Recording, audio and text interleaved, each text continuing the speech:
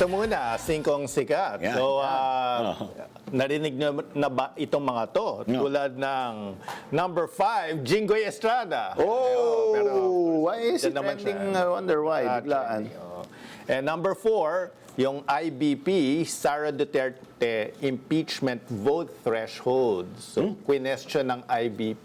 Yung 16. Threshold, yung 16 votes. Discussion yan. So, Discussion yan. IBP to na nag-raise ng question. Integrated Bar of the Philippines. 16 pa rin ba dapat yun? Okay. Okay. So, number 3, Ombudsman indictment, Arnaldo Ignacio. Sino yung pakatapat? Yung Si Arnaldo.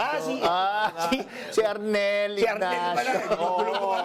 Arnaldo pangalan niya. May balbas din, no? May balbas din. Napawala sala ba siya ron? Hindi pa. Hindi pa. O yan, may balbas din, no? Ayan, no? Kasi dati na yan, pero kinwestiyon ulit ngayon para Question. Oh, hindi po si Michael Kamukha Fatin. sila yan, ni... Sino? Ang dami yan na ngayon, paramdam eh. Hindi po si Michael Fatin Daming yan. thought. Hindi si... Raulo ka. Sorry, Lord. Oh, yeah. Number Pero 2. si... Hindi yan TNL. May balbas din, eh. Tuloy mo. Okay, number 2, Baligod cyber libel warrant. Yun. Ay, tahimik sila ngayon. Napansin niyo ba? Nadali siya ni ano. I think si Sek Kiko ang nakadali sa Dati kanya. halos araw-araw, meron silang Ay, hindi. Marami yung cyber libel niya. Cyber samahan niya si ano. Okay. Sino ba? Anyway, number 1 yung, of course, impeachment.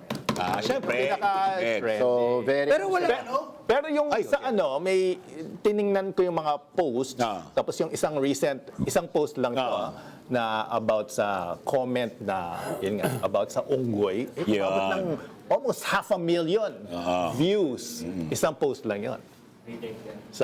From One News Network. Ano ba masasabi mo doon? Personally, nagpapasalamat ako sa lahat ng mga senador na tumindig, mga politiko natin, na hindi dapat natin pinapalapas yung ganitong klaseng uri ng pambubuska o racism na ginagawa ng Di ba yan pambubuli din? Oo, pambubuli talaga yan. Sa ating mga ano.